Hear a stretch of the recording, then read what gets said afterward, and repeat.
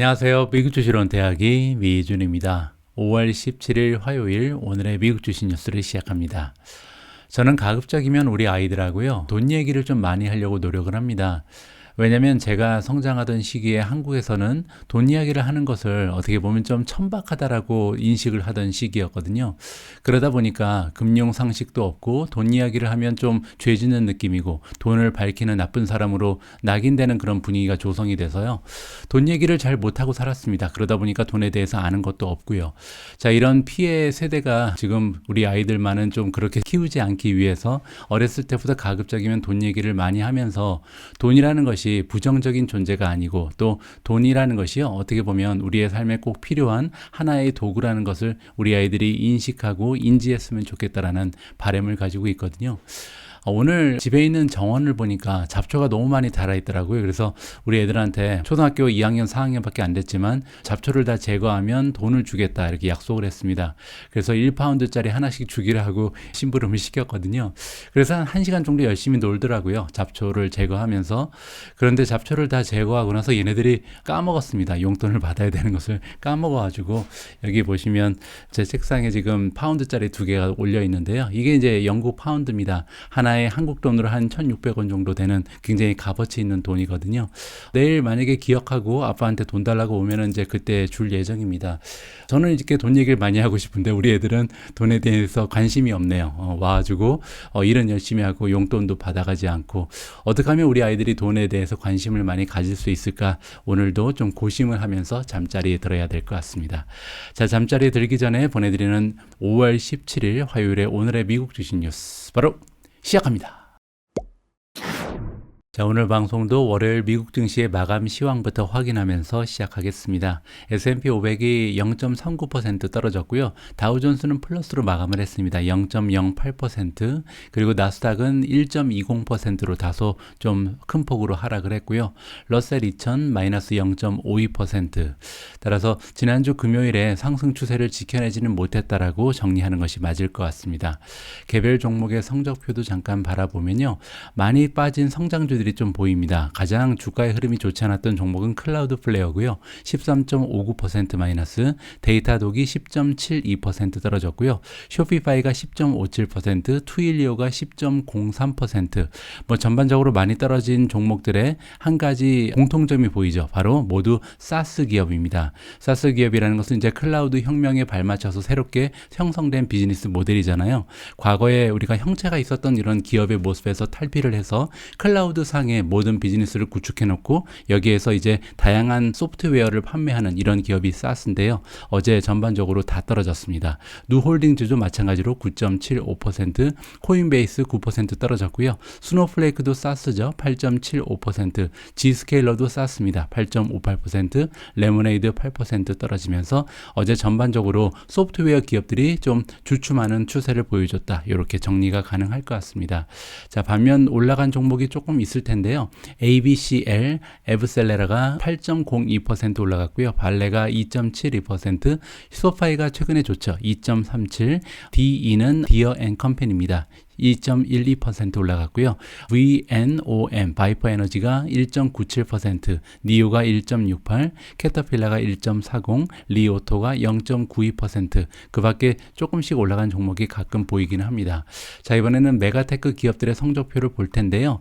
어제 올라간 종목이 2개가 있습니다. 하나는 페이스북, 메타 플랫폼주고요. 두 번째가 마이크로소프트. 두 종목을 제외하고 나머지 메가테크 기업들은 모두 하향세를 기록을 했습니다. 넷플릭스가 0.6%, 애플이 1% 넘게 빠졌고요. 구글도 1.48% 마이너스, 아마존이 거의 2% 빠졌습니다. 엔비디아 2.5% 마이너스, 마지막으로 테슬라가 6% 가까운 하락을 보이면서 가장 좋지 않은 추세를 보인 메가테크 기업이다. 이렇게 정리를 하면 될 것 같습니다. 자, 오늘 첫 번째로 준비된 기사는 굉장히 흥미진진합니다. 지금 현재 굉장히 오랫동안 조정, 어떻게 보면 베어 마켓이 계속해서 지속이 되고 있잖아요. 자, 이러한 시장 상황에서 투자자들은 어떠한 심리 상태에 있는지 좀 분위기를 파악할 수 있는 설문조사 결과가 나왔습니다. 자, 여기 나와 있는 것처럼 찰스 시합에서 Q2 2분기 트레이더 센티먼트 서베이를 진행을 했거든요. 설문조사의 결과를 여러분들과 함께 읽어볼까 합니다. 자, 지금 보시는 것처럼요. 일단 third of trader니까 3분의 1이죠. 3분의 1 정도의 트레이더들은, 그러니까 단기 투자자를 얘기합니다. 여기서는 지금 설문조사에 응한 사람들이요, 우리와 같은 장기 투자자는 아니고 시장을 단기적으로 움직이는 이런 트레이더들이 설문조사에 참가를 했다는 점을 좀 여러분들께서 감안을 하시는 것이 좋을 것 같고요. 자, 트레이더들이 뭐라고 지금 생각하고 있냐면, 이번에 인플레이션은 아마도 진정되지 않을 것이다. 최소한 2024년까지는 인플레이션이 계속 될 거라고 굉장히 우울한 전망을 하고 있습니다. 자, 가장 최근에 찰스 쉬압에서 트레이더 센티먼트 서베이를 진행을 했는데요. 여기에 따르면 지금 결과가 어떻게 나와 있냐면, 트레이더들의 53%, 반 이상이죠. 53%가 이 시장이 굉장히 커다란 커렉션에 지금 다가오고 있다. 듀라는 것은 이제 거의 예정돼 있다 이런 뜻이거든요. 커렉션이 굉장히 심각하게 나타날 가능성이 있다라고 시장의 트레이더들이 전망을 한다. 이렇게 우울한 소식으로 여러분들께 좀 전해드리고 있습니다. 자, 이번에 나타나는 설문조사를 한번 살펴보겠습니다. 자, 가장 먼저 살펴볼 설문조사의 문항은 뭐였냐면요. 지금 프라이머리 Q2 컨선이니까 지금 2분기에 가장 걱정되는 부분이 무엇인가, 여기에 대한 질문을 했거든요. 20%가 인플레이션이 가장 걱정된다라고 대답을 했고요. 두 번째가 지오폴리틱스, 지정학적인 문제, 즉 러시아와 지금 우크라이나 사태를 얘기하는 거죠. 15%가 그렇게 응답을 했습니다. 3%는 포텐셜 리세션, 리세션이 올지도 모른다는 공포감에 휩싸여 있는 그런 투자자들도 12% 정도가 된다. 이렇게 이해하시면 될 것 같고요. 자, 두 번째로 expectation이니까 기대하는 거잖아요. 언제쯤 인플레이션이 이제 완화가 될 것인가, 여기에 대한 기대치를 조사를 했더니요, 45%가 2023년은 돼야 인플레이션이 잦아질 것이다. 이렇게 지금 전망을 하고 있는 겁니다. 그 뒤를 이어서 올해 안에 이 인플레이션이 잡힐 거라고 생각하는 사람은 23% 정도가 된다. 그리고 2024년까지 기다려야 된다는 사람도 18%나 됐고요. 무려 2025년이 돼야 이 인플레이션이 끝날 거라고 생각하는 사람도 14%가 된다. 이렇게 정리가 가능합니다. 이번에는 해칭 부분인데요. 자, 인플레이션이 계속해서 좀 장기화되고 있는 이런 상황에서 무엇을 가지고 해칭을 하고 있는가, 이렇게 물어봤을 때 32%는요, 부동산 혹은 부동산 주식이죠. 리츠에 투자를 하면서 인플레이션에 해칭을 한다. 이렇게 대답을 했습니다. 두 번째로 인기가 많았던 인플레이션 해칭은 골드, 즉 금이고요. 세 번째는 크립토 커런시, 네 번째가 에그리컬처럴 코모디티니까요. 원자재 중에서 이제 농산물 관계된 원자재가 15%라는 선택을 받고 있습니다. 자, 그리고 응답자 중에 44%는요, 인플레이션에 대한 어떠한 해칭도 하지 않고 있다. 이렇게 대답을 했고요.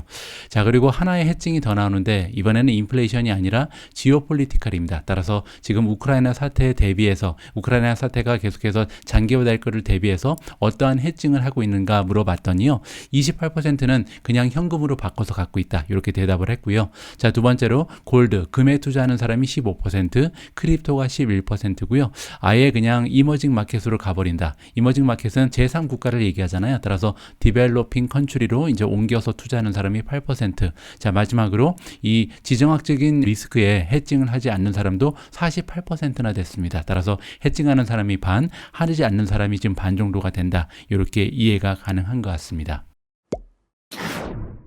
자, 밑으로 내려가서요, 다른 문항에 대한 설문조사 결과를 살펴보도록 하겠습니다. 자, 이번 조항은 러시안 베어라고 써 있는데요. 러시아 이번 전쟁으로 인해서 베어 마켓이 나타날 가능성에 대해서 설문조사를 했다. 이렇게 보시면 될 것 같고요. 자, 컨플릭트, 우크라이나에서 일어나고 있는 이 갈등 상황은 지금 트레이더들이 가장 걱정하는 부분에 탑에 올라 있다. 방금 전에 우리가 설문조사를 통해서 살펴봤잖아요. 자, 그리고 56%나 되는 사람이 그렇기 때문에 결과적으로 러시안 베어 마켓이 나타날 것이다. 올해 말까지 지속될 거라고 이렇게 보는 거죠. 베어 마켓 여러분들 기억하시겠지만 20% 이상 시장이 하락하는 것을 베어 마켓이라 그러잖아요. 자, 그 의미는 뭐냐면 결국 2022년이 끝날 때 나스닥이라든지 다우존스 아니면 S&P 500 같은 시장의 지수가 20% 이상 떨어질 가능성에 대해서 많은 트레이더들이 예상을 하고 있다. 이렇게 볼 수가 있는 거겠죠.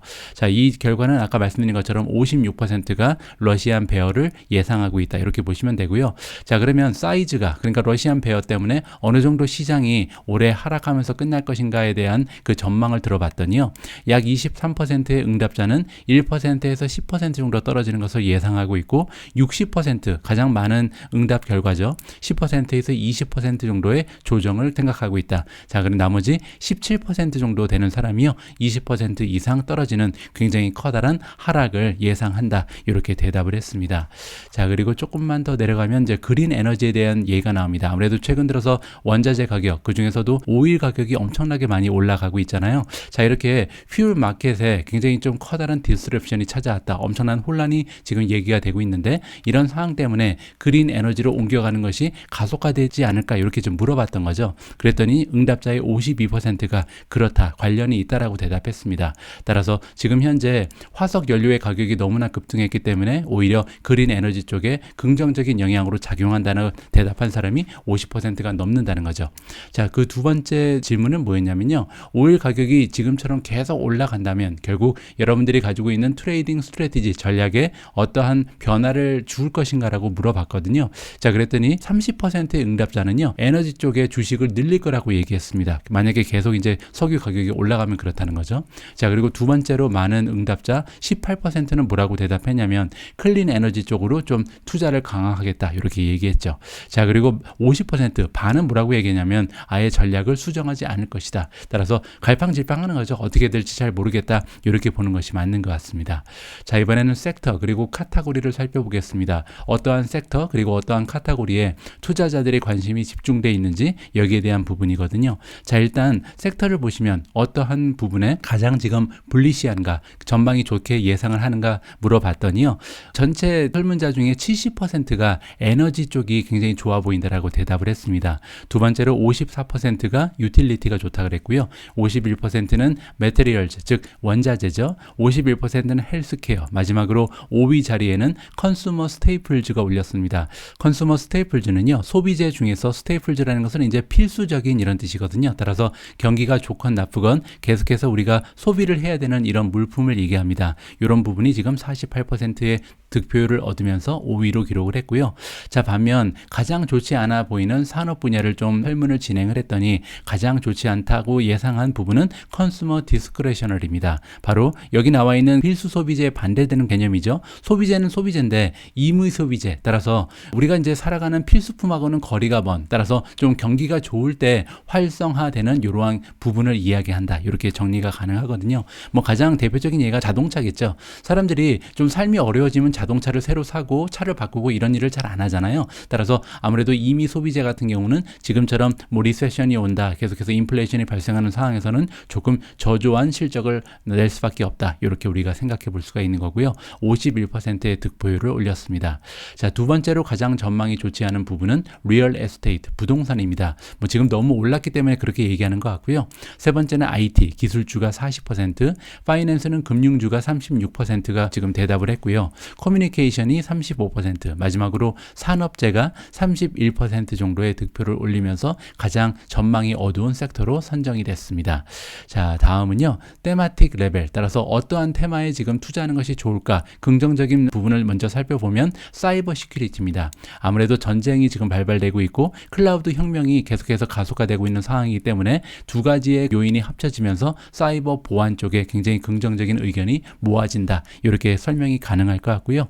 두 번째는 디펜스 컨트랙팅, 즉 방어 산업업체에 투자하는 것이 좋을 거라고 생각하는 사람이 70%, 에그리컬처가 농업이죠. 농업 부분이 좋아 보인다, 57%, 아티피셜 인텔리전스, 즉 인공지능에 투자하는 것이 좋다, 56%, 리뉴어블 에너지, 그린 에너지는 같은 거죠. 55%의 득표를 얻었습니다. 자, 다음으로 가장 좀 분위기가 좋지 않을 것으로 예상되는 키워드를 살펴보면요, 의외의 키워드가 1위 자리를 차지하고 있습니다. 무려 28%의 응답자가 오토메이티드 카, 즉 자율주행 관련된 기업들이 좋지 않은 주가의 흐름을 보일 거라고 대답을 했거든요. 자, 이 부분은 좀 제가 의견을 한번 제시해 보면요, 일단 아까 살펴본 것처럼 임의 소비재가 앞으로 좋지 않은 추세를 보일 가능성이 높죠. 그렇기 때문에 임의 소비재에 들어가 있는 자동차 산업이 많은 타격을 받을 것으로 우리가 생각을 해볼 수가 있는 거고요. 자동차 중에서도 오토메이티드는 자율주행을 얘기하잖아요. 따라서 자율주행이라는 것은 당장 다음 달부터 가능한 것도 아니고 몇 년 이상을 기다려야 활성화될 수 있는 산업 분야라고 우리가 예상을 해볼 수가 있죠. 따라서 지금처럼 금리가 계속해서 올라가고 있는 거시적인 경제 상황에서는 아무래도 미래를 보면서 투자하는 기업들이 타격을 받을 수밖에 없다. 따라서 두 가지 다 좋지가 않죠. 자율주행도 좋지가 않고, 그리고 자동차 부분도 임의 소비재에 속하기 때문에 분위기가 좀 떨어지는 상태에 있기 때문에 오토메이티드 카가 가장 많은 득표를 얻으면서 지금 좀 어려울 것으로 예상되는 키워드로 선정이 됐다, 이렇게 정리가 가능할 것 같습니다. 자, 두 번째는 스페이스입니다. 뭐 버진 갤럭틱 같은 기업들이 것이 굉장히 좋지가 않을 거라고 대답을 하는 거죠. 세 번째는 온라인 게이밍. 온라인 게이밍은 지난 2, 3년간 팬데믹의 영향으로 너무나 많이 급등을 했고요. 굉장히 좋은 활성화되는 기계를 맞았는데 이제부터는 이제 사람들이 야외 활동을 활성화시키면서 아무래도 좀 인기가 떨어질 수밖에 없다. 이렇게 본다고 정리가 가능할 것 같습니다. ESG가 22%.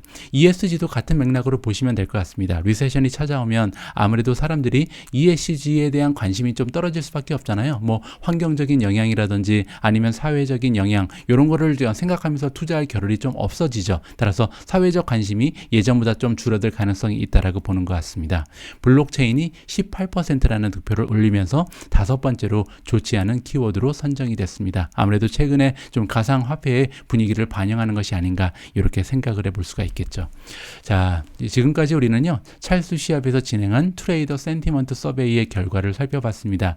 이 서베이는요 3개월에 한 번씩 진행이 되거든요. 따라서 3개월 후에 제가 다시 유사한 기사를 발견하게 되면 그때 가서 투자자들의 분위기가 어떻게 변화가 됐는지 여러분들과 다시 공유할 수 있도록 하겠습니다. 여러분들 몇 달 전에 제가 마이클 버리가 테슬라의 하락에 베팅을 했다 이런 기사를 오늘의 미국 주식 뉴스를 통해서 전달해 드린 적이 있는데 기억하시는지 모르겠습니다.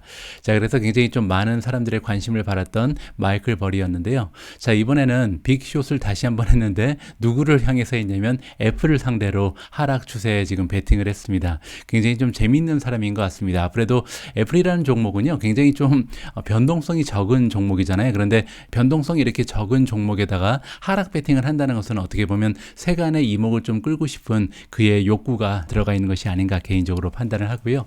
자, 어쨌든 재미있는 일이니까 한번 읽어보도록 하죠.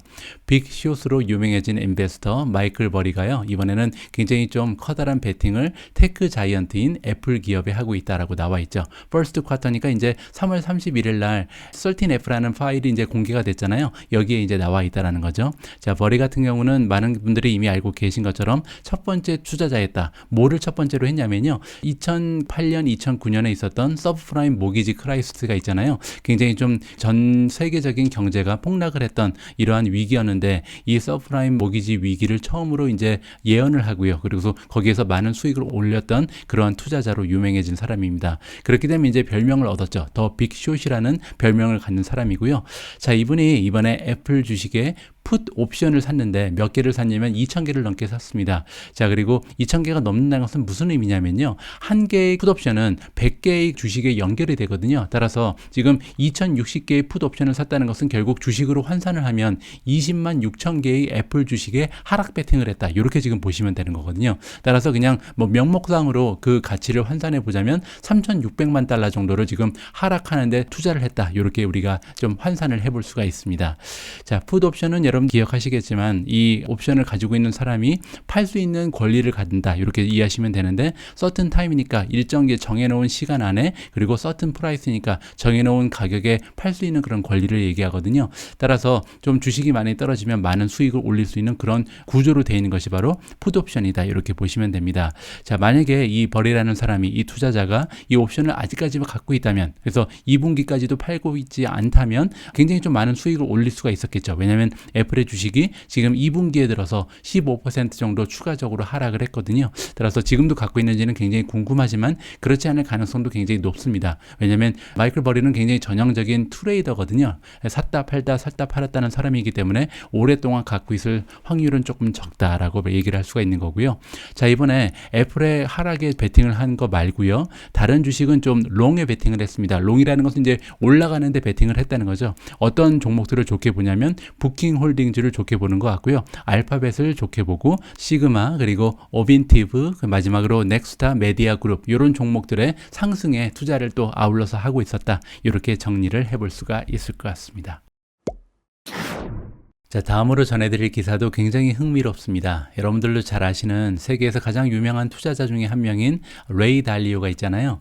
자, 이분이 운영하고 있는 브리지워터에서 이번에 테슬라 주식을 팔아버리고요. 다른 종목으로 옮겨갔다라는 기사가 발표가 됐거든요. 자, 과연 얼마나 좋은 종목이 발견됐길래 우리의 테슬라를 버리고 옮겨갔는지 직접 한번 확인해 보시면 좋을 것 같습니다. 자, 레이 달리오가 운영하고 있는 브리지워터 어소시에이션이라는 투자기관이 있는데요. 자, 여기에서 새롭게 스테이크 스테이크를 샀다. 이 얘기는 뭐냐면 원래 가지고 있지 않았던 주식인데 새롭게 주식 포지션을 열었다. 이렇게 보시면 되겠죠. 자, 이번에 새롭게 매수한 종목은요. 다름이 아닌 버크셔 해서웨이입니다. 워렌 버핏의 버크셔 해서웨이를 이번에 매수한 것을 봐서는요. 어떻게 보면 레이 달리오가 굉장히 경기에 침체가 올 것으로 기대를 하고 있구나. 앞으로 좀 어두운 전망을 가지고 있구나라는 것을 여기서 확인을 해볼 수가 있겠죠. 왜냐하면 미국에서 가장 우량주 중에 우량주인 버크셔 해서웨이를 매수했다는 거는요. 지금 뭐 주식의 수익률을 올리겠다는 그런 계산인보다는 어떻게 보면 해칭의 기능을 좀 기대하고 있다. 이렇게 설명이 가능할 것 같습니다.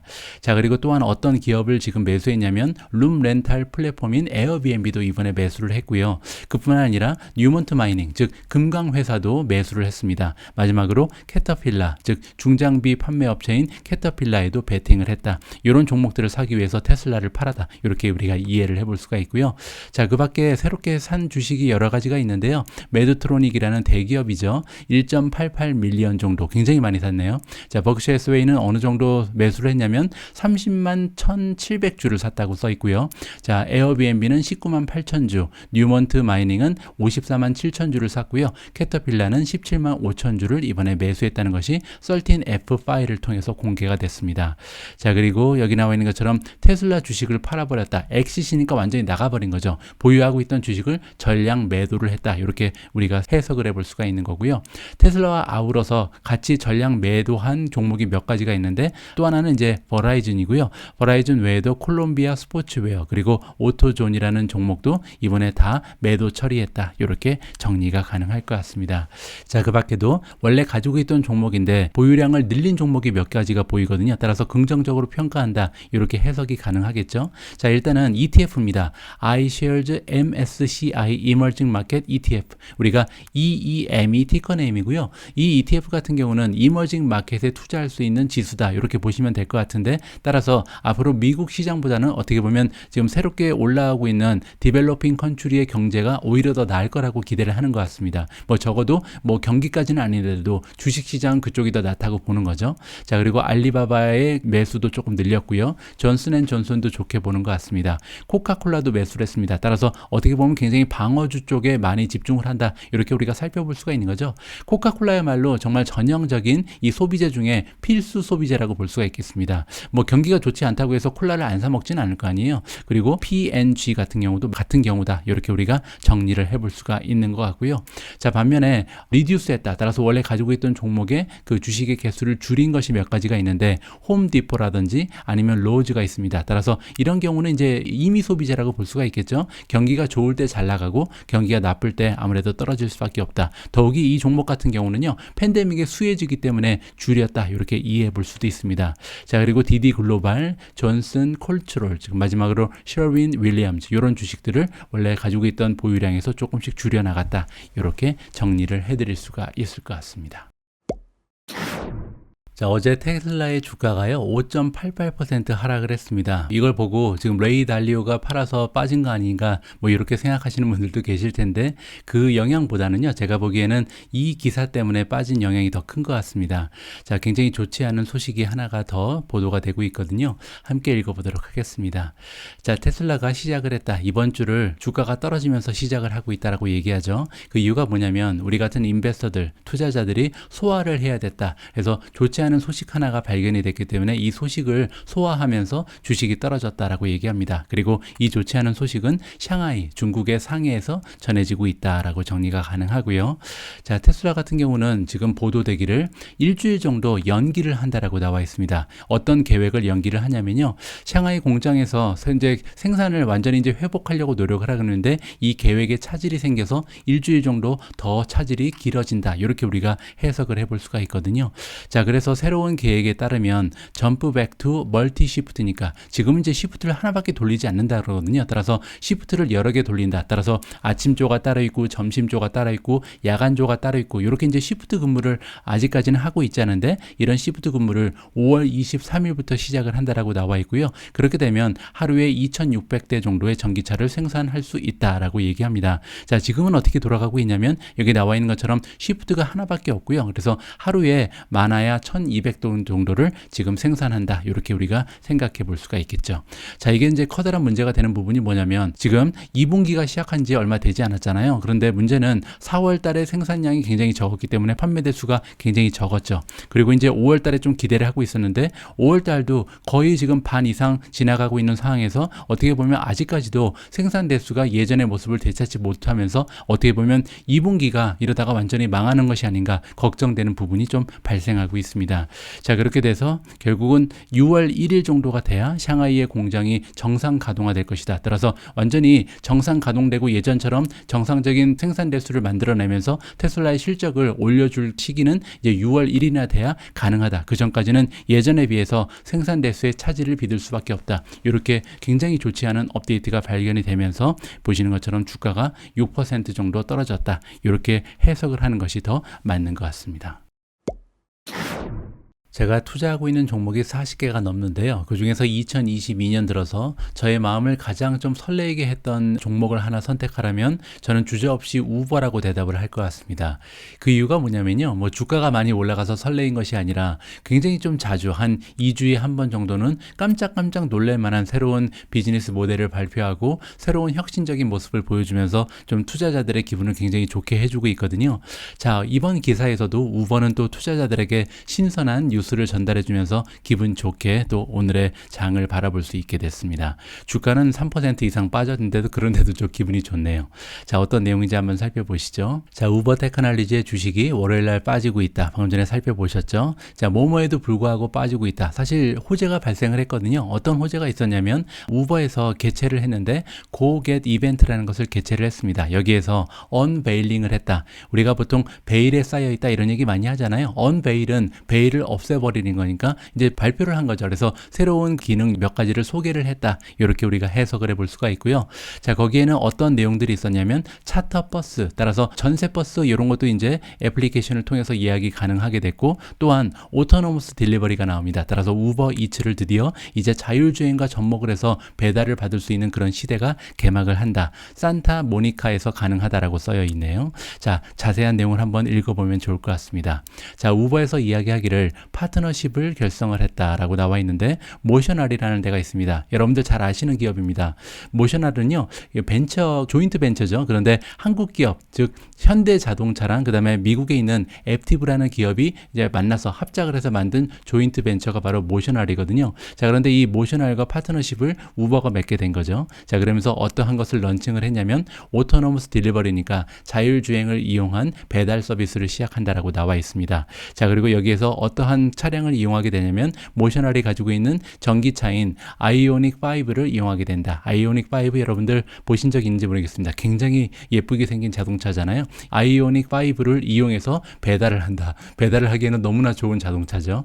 자, 그리고 밑으로 내려가서 우버가 또한 얘기하기를 유저들이 예약을 할 수 있다. 라이드를 이제 차량 공유로 서비스를 예약을 할 수 있는데 어떠한 방식으로 할 수 있냐면요. 하나의 여정이 있을 때 그 여정의 각 파트에 있는 그런 여정을 종합적으로 예약할 수 있는 방법이 생긴다. 이것을 우리가 우버 트래블이라고 부릅니다. 자, 이 얘기가 무슨 얘기냐면요. 여러분들이 이제 새로운 곳에 여행을 하게 되면 아무래도 차량 공유 서비스를 이용할 수 있는 경우가 굉장히 많죠. 아니면 뭐 택시를 이용한다든지 뭐 예를 들어서 여러분들이 런던에 놀러 오신다고 가정을 하면요. 한국에서 비행기를 타고 런던 공항 히스로에 도착을 하시면 히드로에서 이제 대중교통을 이용해서 런던 시내까지 가셔야 되고 호텔로 체크인 하셔야 되고 호텔 가셨다가 또 밥을 먹으러 레스토랑에 가셔야 되고 극장에 가야 되고 공원에 가야 되고 왔다 갔다 하면서 굉장히 많은 교통수단을 이용하실 가능성이 높은데 이러한 과정을 이제 여러분들이 이용하시는 Gmail 어카운트랑 연결이 돼서요. 연동이 된다고 합니다. 그래서 앞으로는 Gmail 어카운트와 우버가 가지고 있는 애플리케이션이 연동이 되면서 여러분들이 예약을 하게 되면 따라서 뭐 예를 들어서 호텔 예약을 한다든가 레스토랑 예약을 한다든가 뭐 박물관 예약을 한다든가 뮤지컬 예약을 하게 되면 거기에 이제 이 우버가 계속해서 연결을 시켜주는 하나의 완성된 여행의 상품을 제공하는 이런 서비스다. 이렇게 보시면 되겠죠. 그리고 각각 예약하는 것에 비해서 10%의 할인을 주면서 이 우버 트래블을 사람들이 많이 이용할 수 있게끔 유혹을 한다. 이렇게 이해가 가능합니다. 자, 그리고 이 우버 트래블은요. 미국 쪽에서 먼저 런칭을 할 텐데 오늘 런칭을 이미 했습니다. 그리고 캐나다에는 커밍 윅스니까 몇 주 안에 다시 런칭을 한다. 이렇게 지금 나와 있는 상황이고요. 자, 우버가 언베일했다. 다시 또 하나를 이제 발표를 했잖아요. 파서빌리티니까 가능성에 대해서 이번에 공개적으로 이야기를 해주고 있는데 어떠한 거냐면 뭐냐면요. 우버이츠와 포스트메이트를 이용한다. 우버이츠랑 포스트메이트는요, 둘 다 이제 배달 앱입니다. 근데 우버가 예전에 이제 인수한 기업의 이름이 포스트메이트거든요. 자, 이 포스트메이트와 우버이츠를 이용해서 여러 가지 스포츠 스테디움에서도 오더가 가능하다. 이건 정말 재밌습니다. 자, 스포츠 스테디움 뭐 예를 들어서 야구장, 축구장 이런 걸 얘기하잖아요. 근데 미국 쪽에 있는 그리고 프랑스에 위치해 있는 여러 가지 스포츠 스테디움에서 드디어 이제 우버 앱으로 음식 배달 서비스를 시킬 수 있다. 뭐 이렇게 이해하시면 되거든요. 가령 예를 들어서 다저스 스테디움 아니면 이제 양키스 스테디움이 있잖아요. 그러면 야구를 보다가 내가 이제 나의 좌석 번호를 입력을 하고 뭐 햄버거를 시키면요 갖다 주는 거예요. 내가 이제 앉아 있는 그 좌석에. 그래서 이런 경기장에서도 활발하게 이제 영업을 할 수 있는 그런 비즈니스 모델이 갖추어진다. 굉장히 재미있고요. 참신한 아이디어인 것 같습니다. 제가 볼 때는 우버에는요 정말 똑똑한 사람이 몇 명 있는 것 같아요. 이런 아이디어를 낼 수 있다는 것은 정말 참신한 그런 획기적인 모델이 아닌가 개인적으로 판단을 하고 있고요. 자, 그뿐만이 아니라 하나의 소식이 더 전해졌는데 우버 차터입니다. 우버 차터는 뭐냐면요. 우리가 이제 버스 중에서도 파티 버스 한국에서 이제 좀 연세 있으신 분들이 이게 춤추면서 관광버스 있잖아요. 그런 관광버스 혹은 이제 전세버스 같은 거를 얘기하는 것 같습니다. 그런 예약도 우버 차터를 통해서 진행이 가능하다. 따라서 지금 거의 뭐 안 하는 게 없습니다. 이 우버의 차터 서비스는 코치웨이즈라는 전문적인 전세버스 기업과 함께 파트너십을 결성한다. 이렇게 볼 수가 있는 것 같고요. 우버 차터는 돌아오는 여름 기간에 이번에 런칭을 할 것으로 전해지고 있습니다.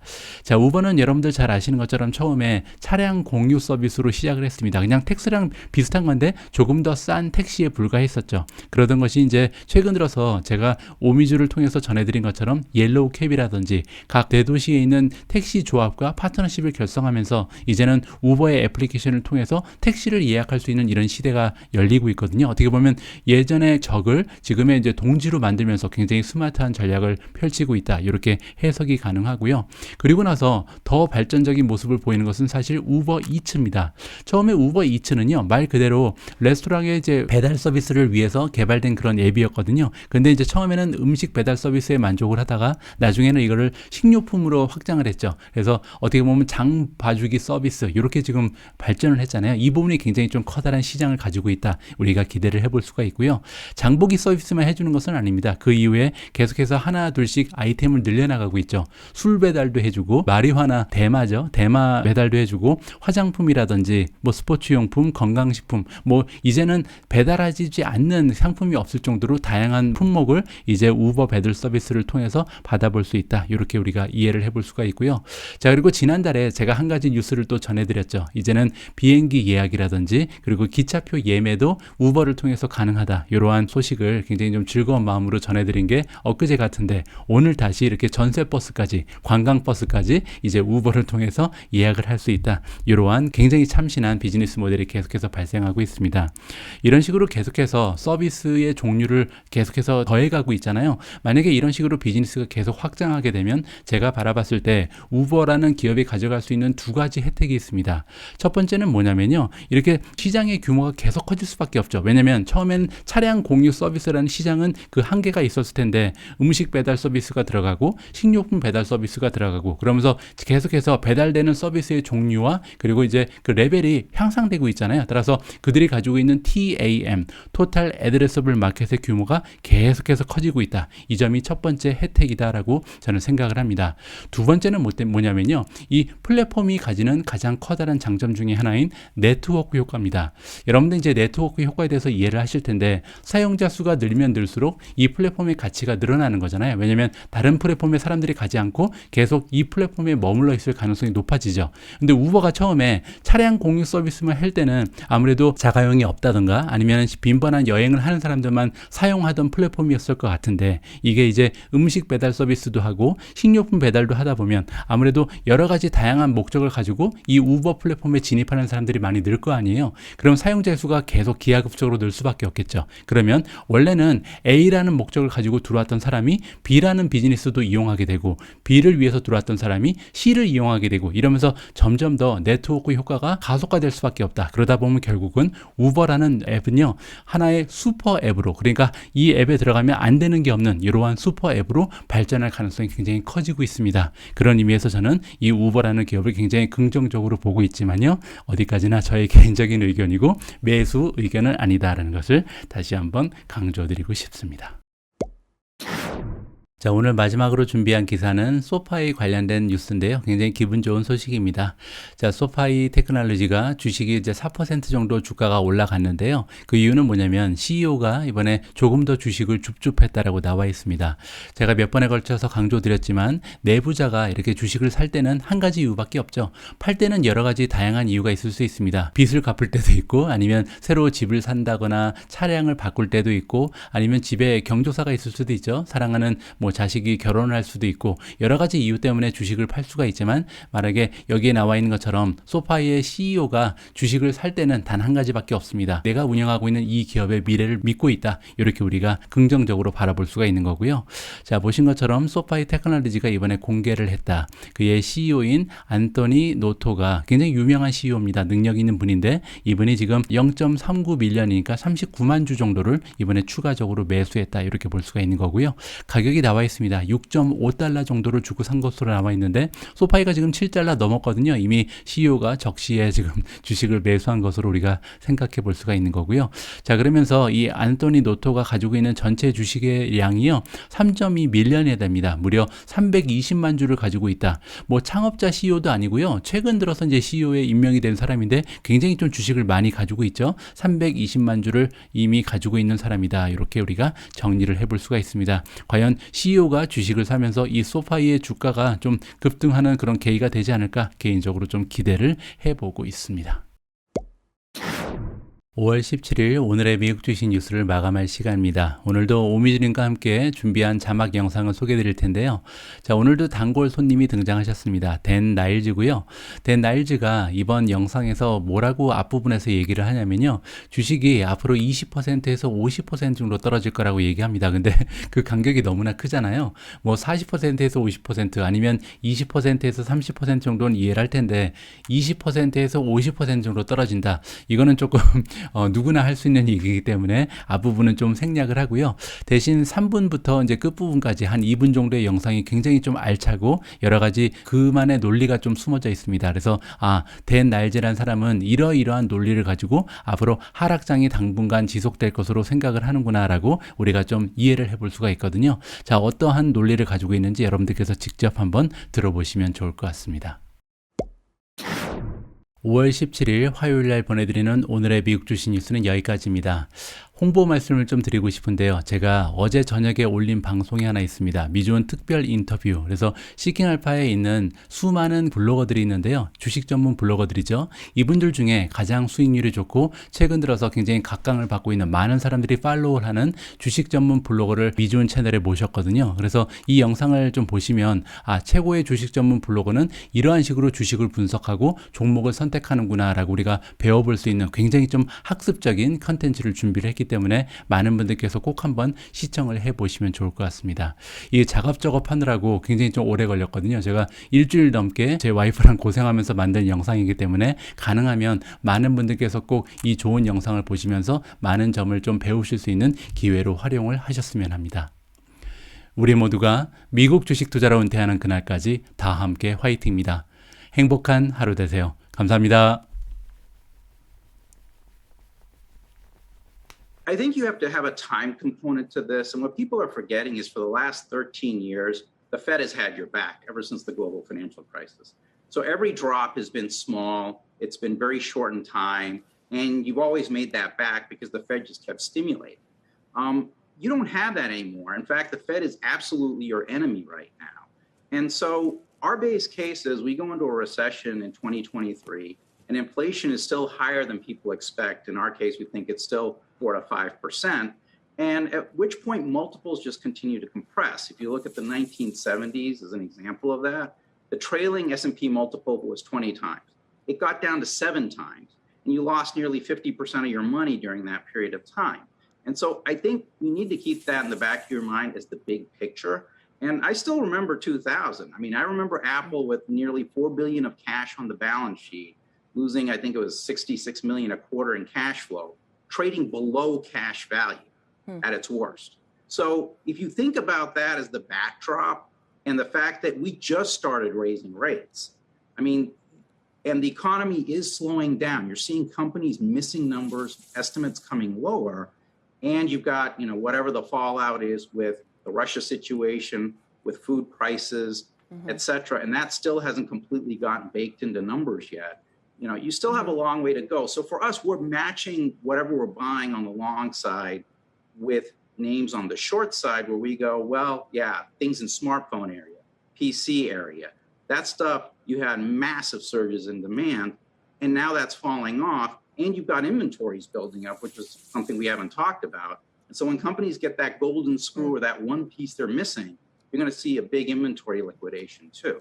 So that's why we're being, I don't want to lead your viewers astray here. That's why we're looking for a bounce, but the goal is to then short off the bounce and sell off of that. Well, maybe we buy names down 75% sitting in China kind of thing. That's what we're trying to do.